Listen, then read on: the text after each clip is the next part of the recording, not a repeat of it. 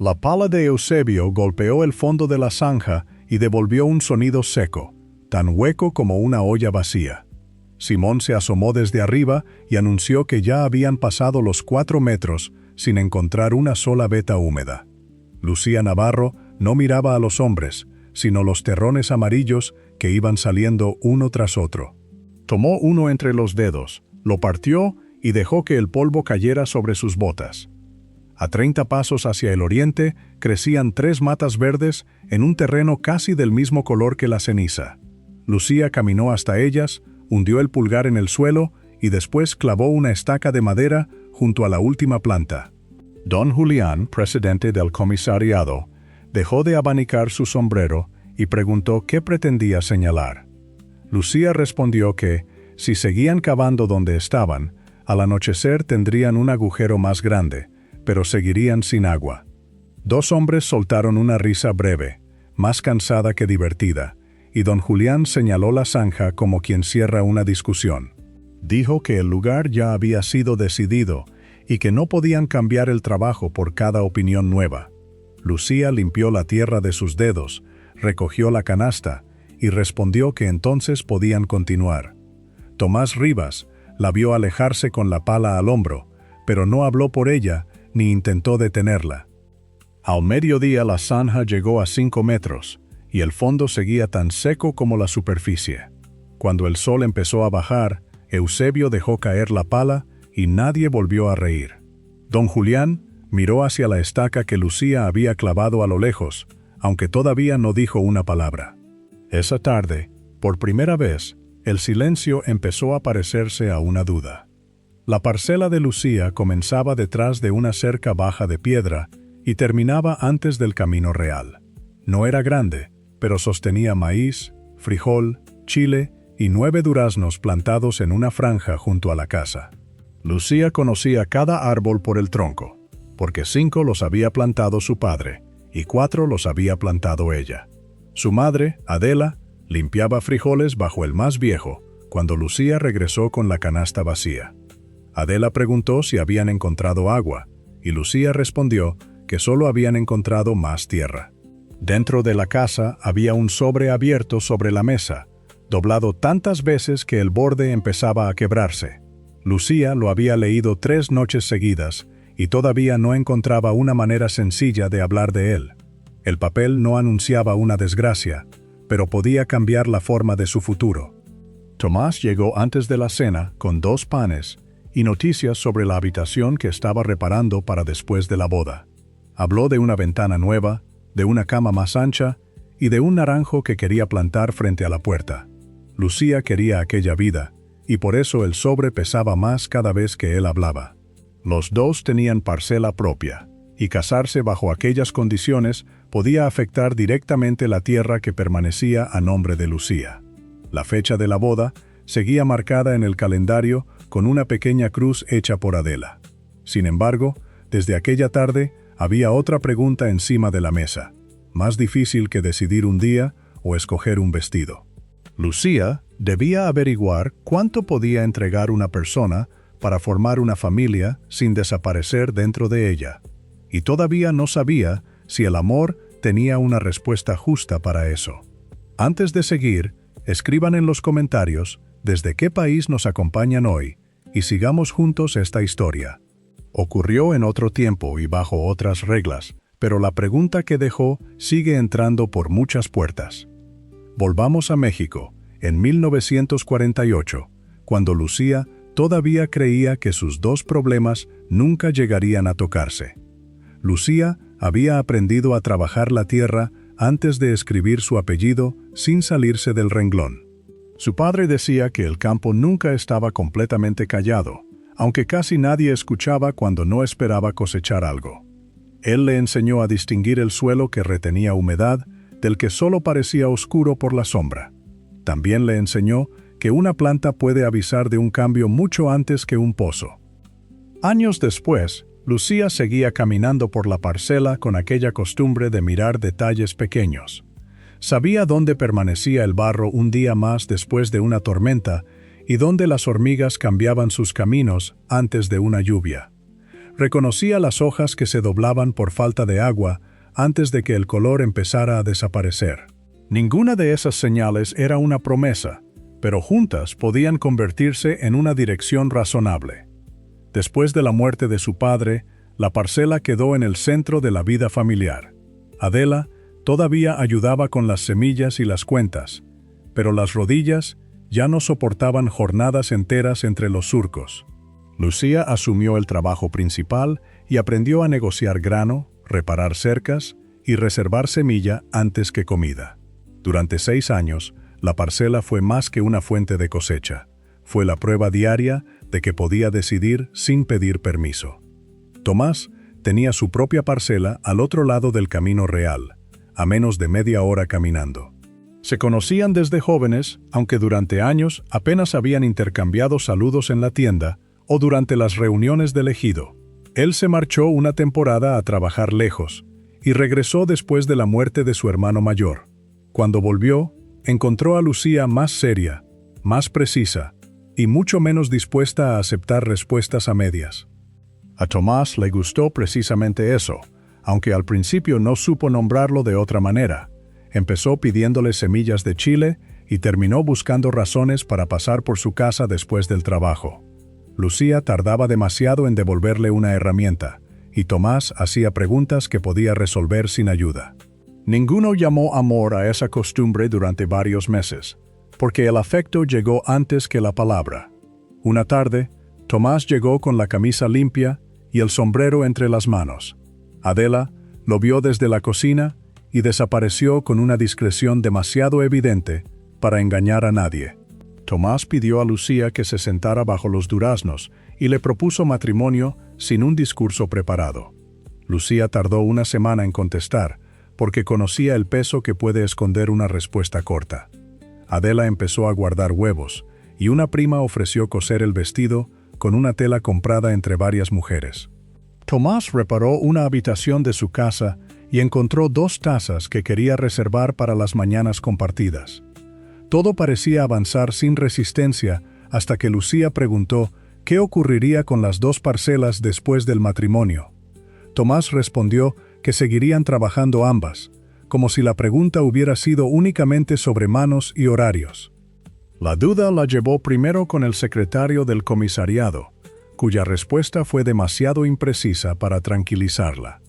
Después, viajó al pueblo y buscó a un maestro retirado que guardaba ejemplares viejos del diario oficial y documentos agrarios.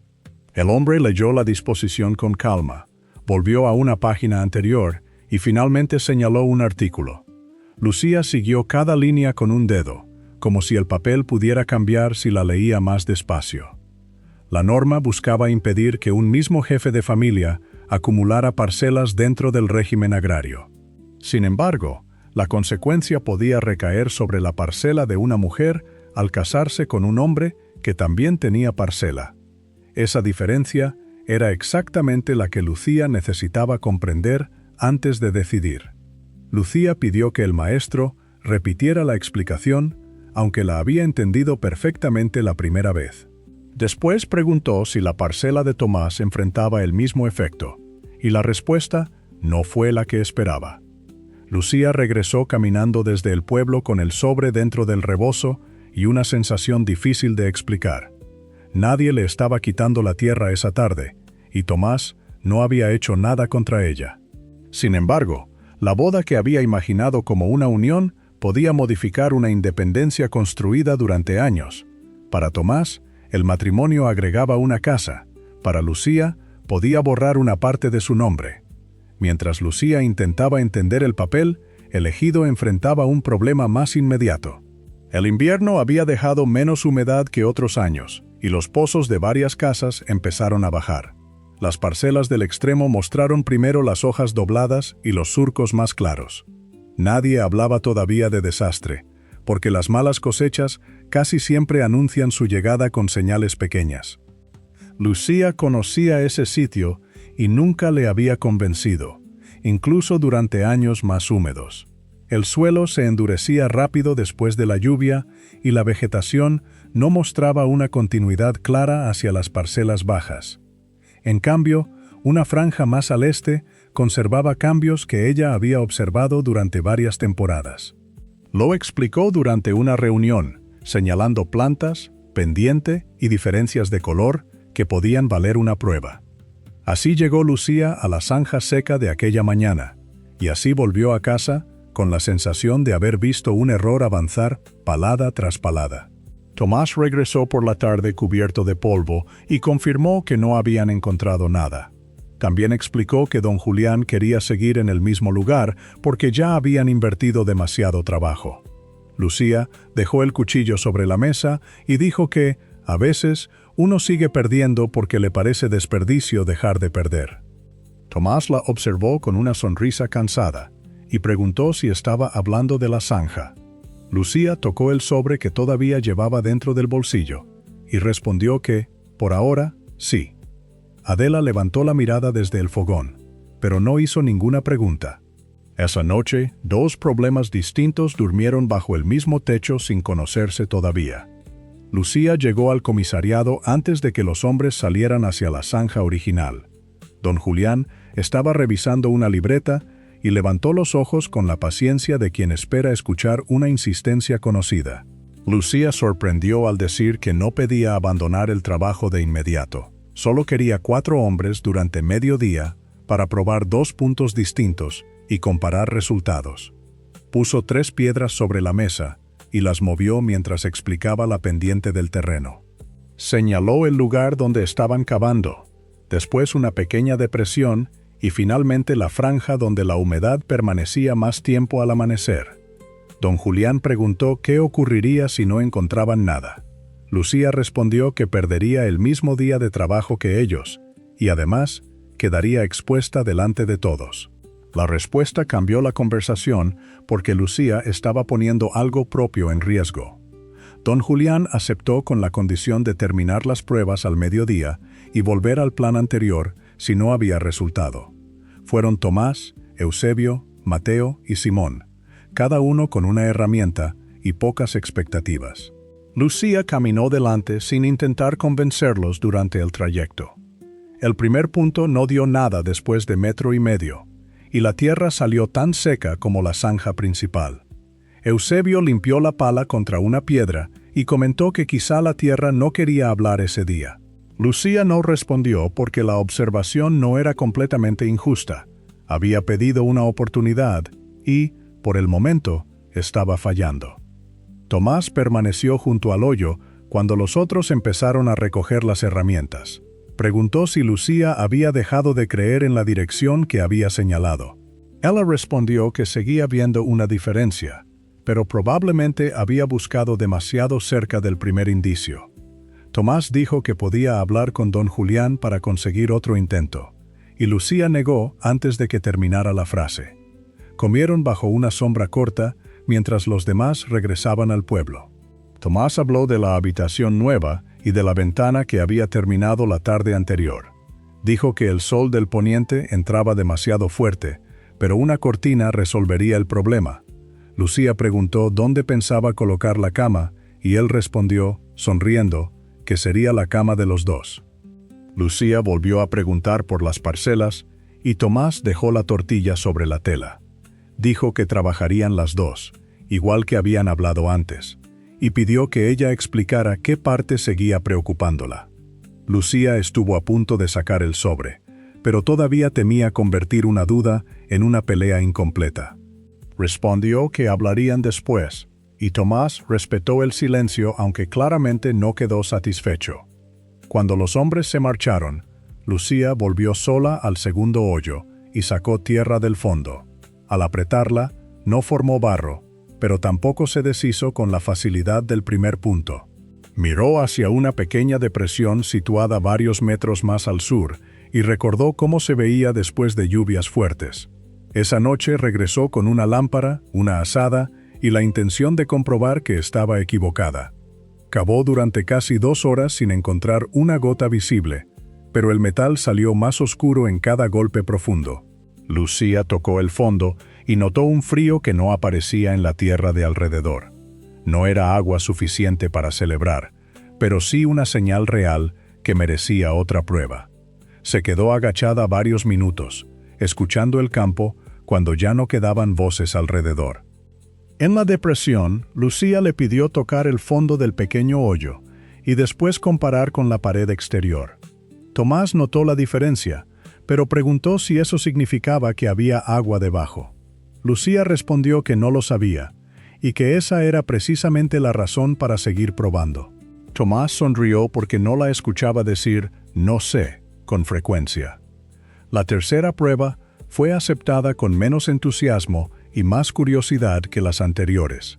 Don Julián permitió 6 personas hasta el mediodía, siempre que Lucía asumiera la dirección. A 1 metro no ocurrió nada, pero a 1,5 metros, Simón sacó una palada más oscura. Eusebio dejó de bromear y se agachó para tocar la pared. Lucía pidió ampliar el hoyo hacia un costado en lugar de seguir bajando. Mateo preguntó por qué, y ella hizo que todos tocaran las 2 paredes opuestas. El lado oriental estaba seco y el occidental mantenía un frío constante. Lucía explicó que, si había una corriente o filtración, probablemente llegaba de lado en vez de subir justo debajo.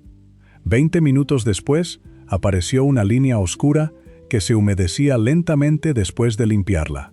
No fue un chorro ni un descubrimiento espectacular, pero nadie necesitó exagerarlo para entender que era distinto. Simón pasó un dedo y esperó hasta que la humedad reapareció. Eusebio se quitó el sombrero, miró a Lucía y preguntó hacia dónde debían continuar. Lucía tardó un instante antes de responder porque aquella pregunta significaba más que la pequeña filtración. Era la primera vez que uno de esos hombres esperaba una instrucción suya antes de mover la pala. Ella señaló hacia el sur, aunque pidió medir la caída antes de abrir un tramo mayor. La prueba había cambiado el terreno y también la dirección de la autoridad. Lucía escuchaba cada recuerdo sin convertir su primera victoria en una excusa para mandar. Cuando un dato nuevo contradecía una idea suya, modificaba la ruta y pedía otra medición. Eusebio preguntó una tarde si no le molestaba abandonar un punto que ella misma había defendido. Lucía respondió que quería encontrar agua, no tener razón frente a una audiencia. Una mujer de las parcelas bajas se acercó para preguntar si debía sembrar de nuevo.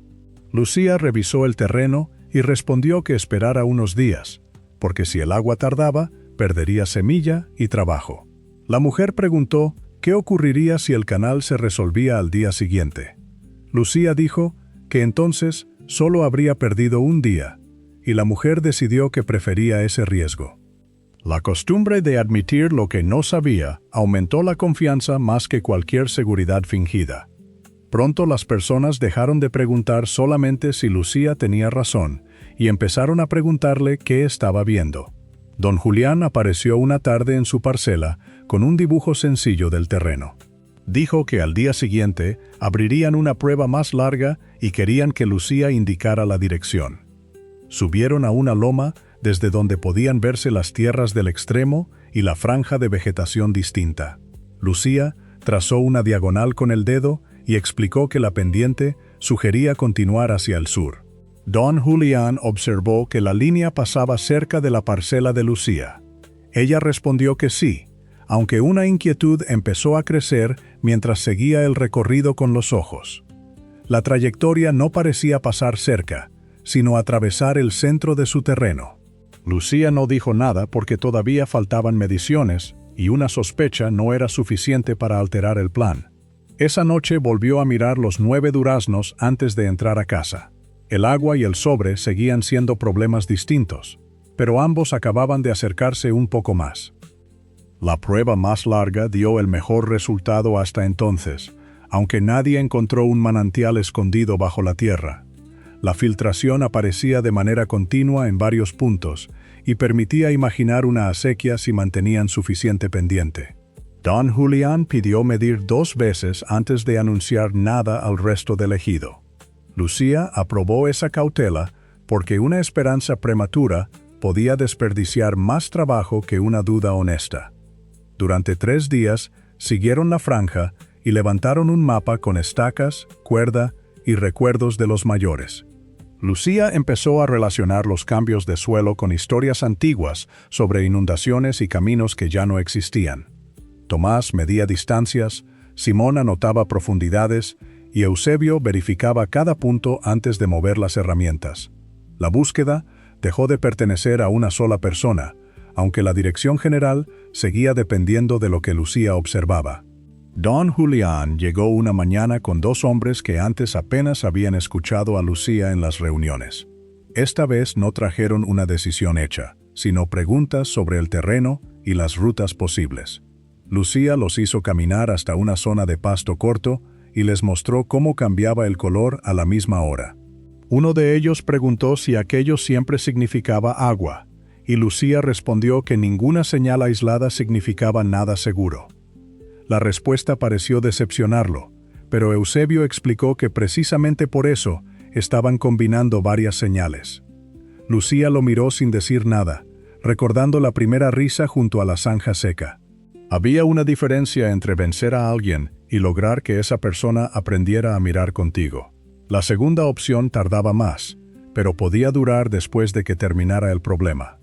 En la tienda, empezaron a buscar a Lucía para consultas que antes jamás le habrían hecho.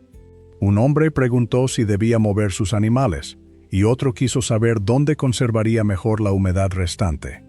Lucía contestó únicamente lo que podía sostener con observaciones concretas. Cuando no sabía, lo decía, y nadie parecía considerarlo ya una señal de debilidad. Tomás observaba aquel cambio con orgullo, pero evitaba convertirlo en una historia sobre su apoyo. Había comprendido que Lucía necesitaba reconocimiento por lo que hacía, no por la aprobación del hombre con quien pensaba casarse. Aún así, su relación se volvió más cálida durante esos días. El problema del agua les daba trabajo común, y también momentos de descanso que ninguno había planeado. Una tarde, Tomás llevó a Lucía hasta la habitación terminada de su casa. La madera todavía olía a corte reciente, y la ventana dejaba entrar una corriente cálida desde el campo. Sobre una tabla había dos tazas, una antigua y otra comprada pocos días antes. Tomás explicó que una había pertenecido a su madre y la otra sería para Lucía. Ella tocó el borde y preguntó si de verdad guardaba objetos para conversaciones que todavía no habían ocurrido. Tomás respondió que también había comprado clavos para una mesa que aún no existía, así que no veía diferencia. Abrió la ventana y señaló el sitio donde quería plantar un naranjo. Lucía imaginó el árbol creciendo frente a la casa y permitió que aquella imagen durara más de lo habitual. Por unos minutos vio una mesa, a Adela llegando a comer y a Tomás entrando con tierra en las botas. Pensó que quizá el problema del artículo tendría una salida que todavía no conocían. Tal vez podrían casarse y seguir trabajando las dos parcelas sin que la práctica cambiara demasiado. La esperanza empezó a negociar en su lugar antes de que ella terminara de formular la pregunta. Lucía estuvo a punto de sacar el sobre aquella tarde, pero decidió esperar la siguiente consulta que tenía programada en el pueblo. No quería presentar a Tomás un problema si existía una solución sencilla que pudiera conocer en pocos días. La decisión parecía prudente y, al mismo tiempo, permitía conservar intacta la imagen del naranjo. Adela notó que Lucía regresó más tranquila y no quiso romper esa calma con preguntas. 2 días después, la excavación encontró una filtración suficientemente constante para llenar un cubo en poco tiempo. Eusebio levantó el recipiente como si fuera una copa, y las risas corrieron entre los hombres. Nadie habló de milagro, porque todos habían visto los intentos fallidos anteriores. Sin embargo, por primera vez, parecía posible construir una acequia hacia las parcelas del extremo. Tomás buscó a Lucía entre la gente y tomó su mano delante de todos. Esta vez ella no la retiró, porque la alegría parecía merecer una pausa antes del siguiente problema. Don Julián extendió un dibujo sobre una mesa improvisada y explicó que debían seguir la caída natural. El dedo recorrió la línea hasta cruzar exactamente la parcela de Lucía. Ella soltó la mano de Tomás sin darse cuenta y pidió ver de nuevo las mediciones. Don Julián explicó que todavía podían estudiar variantes, pero la ruta más directa mantenía mejor la pendiente. Lucía miró el papel y después el campo, siguiendo mentalmente la trayectoria. La línea atravesaba la franja donde estaban los 9 duraznos. Aún así, durante unas horas, el ánimo general siguió siendo alto porque habían encontrado una dirección real. La comunidad hablaba del agua como si el problema principal estuviera resuelto y solo faltara trabajar. Tomás también creyó que lo más difícil había quedado atrás y empezó a hablar nuevamente de la boda. Lucía escuchó sin corregirlo porque todavía no estaba preparada para juntar todas las consecuencias en una sola conversación. Ese fin de semana hubo una comida sencilla junto al comisariado para agradecer a quienes habían trabajado. Eusebio contó la historia de la primera zanja exagerando la profundidad y Simón lo corrigió 2 veces entre risas. Don Julián reconoció delante de todos que la prueba de Lucía había cambiado el rumbo del trabajo. Ella recibió el reconocimiento con una satisfacción que no intentó ocultar. Una mañana, Lucía caminó con Mercedes hasta las tierras del extremo para comprobar qué tan rápido estaba cayendo la humedad. Allí descubrió que el problema no era igual en todas las parcelas, porque algunas conservaban agua cerca de las raíces y otras ya mostraban grietas profundas. Mercedes explicó cuáles familias podían esperar todavía unos días y cuáles habían empezado a reducir las raciones de sus animales. Esa conversación ayudó a Lucía a comprender que la ruta futura no podía medirse solamente desde el lugar donde nacía la filtración.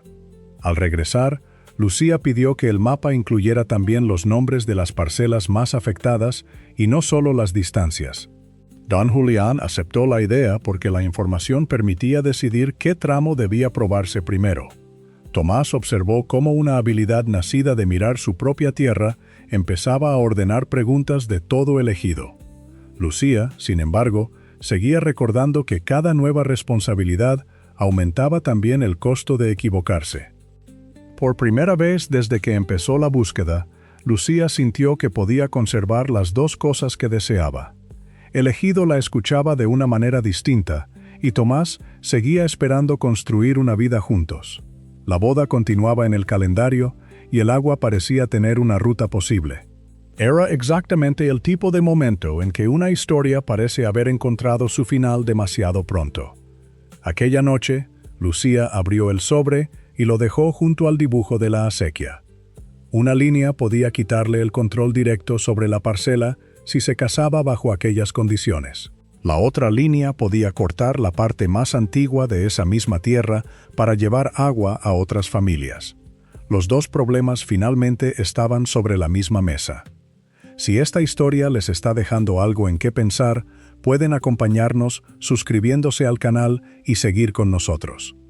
Aquí contamos decisiones que rara vez tienen una salida perfecta, porque la vida tampoco suele ofrecerla. Y para Lucía, el verdadero precio acababa de aparecer en 2 líneas distintas. Los 9 duraznos ocupaban una franja estrecha y nunca habían producido una fortuna. Algunos años daban suficiente fruta para vender una parte y otros apenas alcanzaban para la casa. 5 árboles habían sido plantados por el padre de Lucía y los otros 4 por ella. El más viejo tenía una abertura en el tronco donde Lucía escondía objetos cuando era niña. La acequia no necesitaba destruir toda la parcela, solo aquella franja de árboles. Don Julián propuso estudiar una desviación y 2 hombres pasaron la mañana midiendo rutas alternativas. Una podía salvar casi todo el huerto, pero perdía demasiada pendiente antes de llegar a las parcelas bajas. Otra afectaba una parte mayor del maíz y todavía no aseguraba suficiente flujo. Lucía revisó cada posibilidad y comprendió el problema antes de que alguien se lo explicara. La ruta directa era la más segura para el agua y la peor para los duraznos. Don Julián evitó presionarla porque el paso requería su autorización y su trabajo. Lucía pidió tiempo, aunque sabía que las plantas de las familias más alejadas no podían esperar demasiado. Aquella misma noche, puso el sobre frente a Tomás después de la cena. Adela entendió que la conversación no necesitaba testigos y se retiró temprano a su cuarto. Tomás leyó el documento una vez y volvió al principio con el ceño fruncido. Preguntó quién había explicado que el artículo podía aplicarse de esa manera. Lucía contó sus consultas y dijo que había pedido una segunda opinión antes de hablar con él. Tomás propuso volver a preguntar juntos, porque todavía esperaba encontrar una interpretación distinta. Lucía respondió que podían hacerlo, pero necesitaba que él comprendiera el problema, incluso si la respuesta no cambiaba. Tomás dejó el papel sobre la mesa y dijo que, aún así, no se quedarían sin tierra. Lucía pidió que explicara esa frase, y Tomás respondió que seguirían teniendo su parcela al otro lado del camino. Apenas terminó de hablar, comprendió lo que había dicho. Lucía repitió solamente 2 palabras: la tuya. Tomás intentó corregirse diciendo que sería de los dos, pero la corrección no reparó el sentido original. Lucía dijo que justamente ese era el punto más difícil. No estaba acusando a Tomás de ser injusto, porque la pérdida podía existir aunque él fuera un hombre bueno.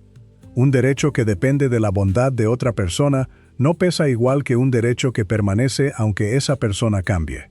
Tomás guardó silencio porque entendió por primera vez que la discusión no trataba sobre confianza sentimental. Lucía le preguntó qué ocurriría si un día se enojaban, se enfermaban o dejaban de entenderse. También preguntó qué ocurriría si Tomás moría antes que ella y la vida volvía a colocarla sola frente al campo. Él respondió que nunca había imaginado la boda como una manera de volverla dependiente. Lucía dijo que tampoco, pero la intención no eliminaba la consecuencia. Lucía respondió que quería casarse con él, pero no de esa manera. Tomás recordó que faltaban 3 semanas y que su hermana ya había comprado tela para la celebración. Lucía señaló el vestido guardado en el cuarto y dijo que ella también había preparado cosas. Ningún objeto, sin embargo, podía convertir una condición injusta en una condición aceptable. Lucía viajó nuevamente al pueblo al día siguiente y pidió leer el texto completo con calma. Buscó una excepción, una nota o una explicación que no hubiera visto en las consultas anteriores. No apareció ninguna frase capaz de devolver equilibrio a la situación. Regresó al anochecer con la misma respuesta y menos espacio para seguir aplazándola. Lucía pidió una opinión directa y Adela se negó con una sonrisa cansada. Dijo que tenía 68 años y ya había gastado suficientes decisiones para no robarlas de su hija. La respuesta hizo reír a Lucía durante unos segundos, aunque después volvió el silencio. Esa noche guardó el sobre junto al vestido y durmió poco. Mientras tanto, el agua seguía avanzando por las pruebas y el tiempo se reducía para las parcelas bajas. Una familia perdió varios surcos, otra empezó a usar el pozo de un vecino y un hombre sacrificó una parte del sembradío para conservar el resto. Nadie murió y ninguna casa quedó destruida, pero cada día tenía un precio concreto. Lucía veía ese costo cuando caminaba por el camino real.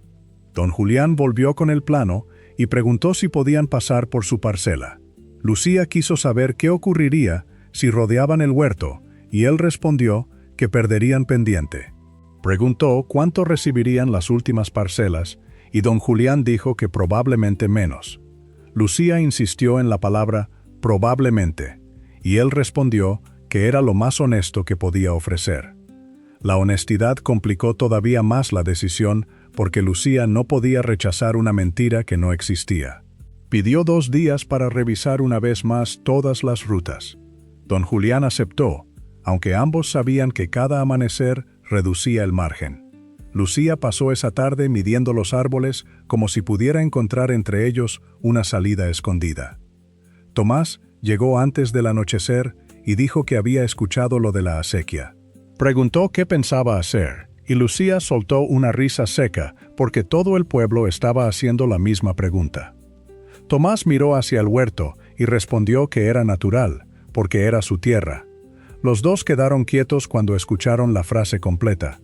Tu tierra era exactamente lo contrario de lo que Tomás había dicho durante meses.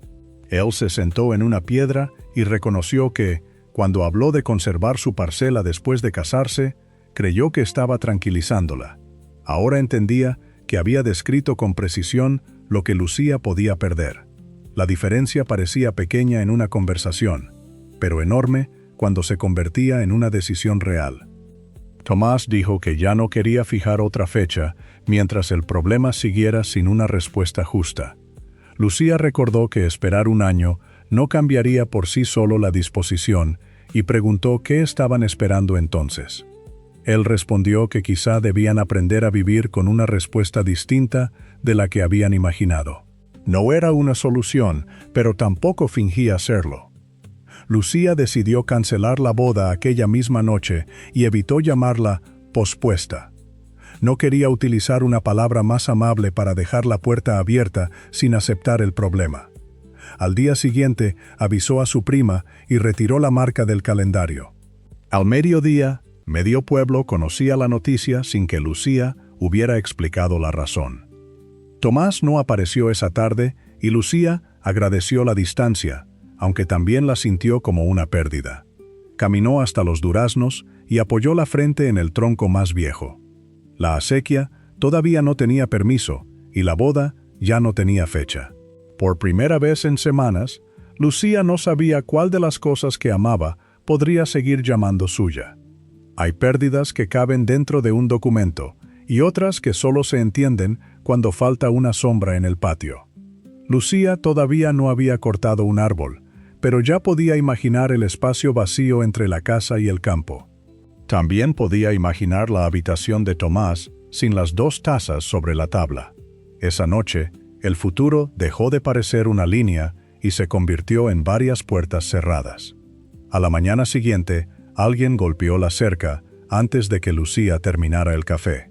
Ella pensó que sería don Julián con otra medición, pero encontró a Mercedes Salgado frente a la entrada. Mercedes vivía con 3 hijos en una de las parcelas más alejadas de la nueva ruta. Llevaba el sombrero entre las manos y una expresión que no pedía lástima. En vez de discutir, preguntó directamente qué había venido a pedir. Mercedes levantó la mirada y dijo solamente que necesitaban su ayuda. No habló del bien común. No dijo que 5 árboles valieran menos que 20 parcelas y no convirtió la necesidad en una obligación moral. Pidió ayuda y dejó la decisión donde realmente estaba. Antes de que Lucía respondiera, Eusebio apareció por el camino con Simón detrás. Después llegó Mateo y, poco a poco, otras personas se reunieron frente a la casa. Don Julián fue el último y nadie llevaba herramientas. Lucía notó ese detalle porque significaba que no habían venido a empezar sin ella. Don Julián asintió y dijo que por eso estaban allí, no para ordenar el trabajo desde afuera. Lucía cruzó los brazos y preguntó por qué debía ayudar a quienes apenas semanas antes no consideraban necesario escucharla. Nadie respondió de inmediato, porque una explicación sencilla habría sonado como una excusa. Mercedes fue la primera en decir que Lucía había visto lo que ellos no vieron. Dijo que no habían venido únicamente por permiso para pasar, sino para pedirle criterios sobre cómo destruir lo menos posible. La comunidad necesitaba que Lucía decidiera por dónde podía ir el agua sin convertir su propia parcela en una pérdida completa. Aquello cambió la dirección moral del momento. Nadie estaba concediéndole un lugar. Estaban reconociendo que no podían avanzar bien sin ella. La tercera dañaba menos superficie, aunque cortaba 5 duraznos de la franja antigua. Mateo señaló una curva que podría salvar uno más, y Lucía pidió volver a medirla. La variación reducía la pendiente de manera suficiente para crear incertidumbre en la última parte. Mercedes dijo que podían esperar, pero Lucía respondió que sus plantas no podían negociar con el calendario. Llegaron al árbol más viejo, y Lucía pasó los dedos por la abertura del tronco. No quedaba ninguna moneda, solo madera oscura y polvo acumulado durante años. Don Julián señaló el hacha apoyada contra la cerca y dijo que ellos podían hacer el trabajo. Lucía tomó el mango y respondió que el primer árbol lo cortaría ella. El primer golpe apenas dejó una marca y el segundo arrancó un pedazo pequeño de corteza. Lucía no tenía la fuerza de Eusebio, así que necesitó detenerse varias veces. Nadie se ofreció a quitarle el hacha porque entendieron que aquella decisión debía pasar primero por sus manos.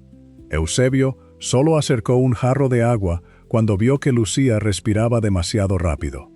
El tronco finalmente crujió, y todos retrocedieron un paso.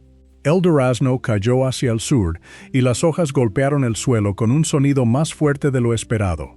No hubo aplausos, música ni frases sobre nuevos comienzos. Lucía dejó el hacha, y Eusebio la tomó para empezar el segundo árbol. Después llegaron las palas, y el trabajo se extendió a lo largo de la parcela. Los hombres abrieron el canal, las mujeres llevaron comida, y varias terminaron tomando herramientas cuando faltaron brazos. Lucía caminaba de un extremo al otro con una cuerda, revisando la pendiente y corrigiendo el trazado. En una sección, ordenó rellenar casi una hora de trabajo, porque el nivel había quedado mal. Eusebio protestó al principio porque todos estaban cansados y la tierra recién removida parecía suficiente. Lucía señaló el punto donde el agua terminaría estancándose, y dijo que una hora perdida era mejor que años de un canal mal hecho. Eusebio miró la medición y empezó a rellenar sin otra palabra. Nadie pidió una votación para cada corrección. Tomás llegó al mediodía con una pala al hombro y la ropa de trabajo cubierta de polvo. No traía flores, papeles, ni una propuesta sobre el matrimonio. Se acercó a don Julián y preguntó dónde hacía falta una persona más. El presidente señaló la parte baja, y Tomás caminó hasta allí, sin buscar una conversación con Lucía. Ese gesto alivió algo que Lucía no había sabido pedir. Tomás no había venido a convertir el trabajo en una escena sobre los dos. Durante horas, cargó tierra, reforzó bordes y obedeció las indicaciones, igual que los demás. Cuando Lucía cambió una estaca, Tomás cambió el canal sin discutir si la modificación era necesaria. Al caer la tarde, dejaron entrar una corriente pequeña desde la primera salida. El agua avanzó varios metros, se detuvo en una depresión y empezó a perderse por un borde blando. Lucía caminó hasta el punto, pidió piedras y ordenó subir una sección. Mercedes trajo barro, Simón compactó la base y Tomás cargó las piedras más grandes. Volvieron a abrir el paso y el agua avanzó otra vez. Pasó junto al tocón del primer durazno, rodeó la curva nueva y cruzó la parcela. Mercedes empezó a llorar antes de verla entrar en sus tierras, porque sabía que el resto del trayecto ya tenía pendiente suficiente. Lucía se sentó junto al canal y miró una ampolla abierta debajo de su pulgar. Tomás se acercó y se detuvo a 2 pasos, respetando el espacio antes de hablar. Dijo que habían sido 5 árboles y Lucía respondió que sí. Él dijo que lo sentía, y ella recordó que había sido su propia elección. Tomás contestó que precisamente por eso lo sentía de otra manera. Durante unos minutos escucharon el agua sin hablar de la boda. Después Tomás dijo que no quería fijar otra fecha mientras el matrimonio exigiera una forma de vida que Lucía no podía aceptar. Ella preguntó si había venido para decir aquello, y él señaló la pala. Había venido a acabar, y solo ahora encontraba una manera de explicar lo demás. Tomás reconoció que llevaba días intentando llegar al mismo final que había imaginado desde el principio. Su casa, su parcela, Lucía viviendo allí, y todo unido bajo una sola rutina. Ahora entendía que había confundido estar juntos con convertirse en una sola cosa. Quererla no le daba derecho a decidir qué forma debía tener la vida de Lucía. Ella preguntó qué harían entonces, y Tomás respondió que seguirían. Él viviría en su parcela y Lucía en la suya, mientras no existiera una solución que respetara lo que ambos consideraban propio. La gente hablaría, pero la gente también había hablado cuando no encontraron agua. Tomás dijo que siempre existiría alguna conversación ajena, capaz de ocupar el tiempo de quienes no tenían trabajo suficiente. Lucía preguntó qué ocurriría si la situación nunca cambiaba, y Tomás tardó en responder. Dijo que prefería una vida con ella distinta de la imaginada, antes que una boda que la obligara a desaparecer de sus propios papeles. No prometió cambiar la ley ni encontrar un abogado milagroso. Por primera vez, Tomás no ofrecía una solución, aceptaba un límite. A lo lejos, don Julián gritó el nombre de Lucía porque el agua se estaba saliendo en otra curva. Ella se puso de pie y preguntó qué ocurría. Tomás levantó la pala y dijo que la estaban esperando. Lucía caminó hacia los demás mientras el sol empezaba a bajar detrás de la loma. Don Julián no comenzó a corregir el canal hasta que Lucía llegó. Eusebio sostuvo la cuerda, Mercedes señaló el desborde y Simón esperó con una estaca en la mano. Todos miraron a Lucía antes de mover la primera palada. Al principio de la temporada, ella había necesitado medio día de 4 hombres para demostrar que una pregunta valía la pena. Ahora más de 20 personas esperaban su respuesta en la parcela que antes nadie había considerado importante. Lucía se agachó, tocó el borde y pidió bajar un lado mientras reforzaban el otro con piedra. Nadie preguntó quién estaba de acuerdo ni quién debía confirmar la instrucción. Empezaron a trabajar y el agua volvió a caminar. La acequia no salvó todo, y Lucía siempre corrigió a quienes después contaron aquella temporada como un milagro. 2 familias perdieron buena parte del maíz temprano y otra tuvo que vender animales antes de tiempo. Los 5 duraznos cortados no volvieron, aunque la segunda siembra encontró mejores condiciones. El canal resolvió una parte del problema, no convirtió el valle en un paraíso. Al año siguiente, don Julián convocó una reunión para reforzar una curva antes de las lluvias. Extendió un plano sobre la mesa y varias personas empezaron a proponer cambios. Eusebio señaló una ruta, Mateo sugirió otra, y después don Julián levantó una mano. Dijo que faltaba Lucía, y nadie continuó con la decisión. Ella apareció pocos minutos después con una canasta, y dejó el sombrero junto a la puerta. Los hombres movieron una silla sin convertir el gesto en ceremonia. No hubo placa, discurso ni una disculpa repetida sobre la primera zanja. Simplemente hicieron espacio y esperaron a que Lucía mirara el dibujo. Lucía preguntó qué querían cambiar, y don Julián señaló una curva que se erosionaba cada temporada. Ella pidió saber por qué pensaban moverla antes de ofrecer una opinión. La reunión empezó desde la primera pregunta y no desde una decisión ya cerrada. Ese detalle fue el verdadero reconocimiento que Lucía había esperado sin saberlo. Tomás y Lucía no se casaron aquella primavera ni el verano siguiente. Él continuó viviendo en su parcela y ella permaneció con Adela en la suya. Comían juntos varias veces por semana. Trabajaban cuando hacía falta y también discutían como cualquier pareja. La ausencia de boda no convirtió la relación en una leyenda romántica, sino en un trabajo diario. En lugar de imaginar una sola respuesta, empezó a preguntar qué quería hacer Lucía. La diferencia parecía pequeña dentro de una conversación, pero cambiaba quién tenía derecho a decidir el futuro. Lucía también descubrió algo que nunca había esperado aprender durante aquella temporada. Había confundido independencia con no necesitar a nadie. El canal demostró que necesitar ayuda no borraba lo que era suyo. Lucía había necesitado brazos para abrir la acequia, recuerdos de ancianos para seguir la ruta y preguntas de otras familias para comprender el problema completo. Incluso había necesitado que Eusebio reconociera una burla para poder trabajar con él sin fingir que nada había ocurrido. La dependencia injusta y la cooperación voluntaria no eran la misma cosa. Una tarde, mucho después, Lucía caminó junto a los tocones mientras el agua pasaba a pocos pasos. Tomás llegó detrás y dijo que podían plantar nuevos duraznos más arriba, donde el canal no afectara las raíces. Lucía tocó el tronco del primero y respondió que podían plantar otros, pero esos 5 no volverían. Tomás entendió y no intentó convertir la pérdida en una frase optimista. Se sentó a su lado y escucharon el agua durante varios minutos. Lucía había perdido 5 árboles, una boda tal como la había imaginado y la comodidad de creer que el amor bastaba para volver justa cualquier condición.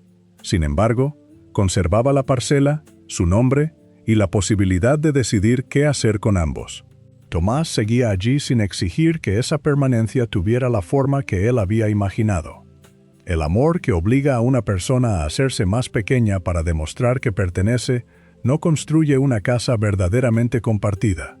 Lucía y Tomás no encontraron una manera perfecta de convertir 2 vidas en una sola. Encontraron algo menos cómodo y mucho más difícil: Caminar juntas sin borrar la línea que permitía reconocer a cada una. A veces, conservar esa línea también es una forma de quedarse. Ahora quiero dejarles una pregunta ligada al corazón de esta historia.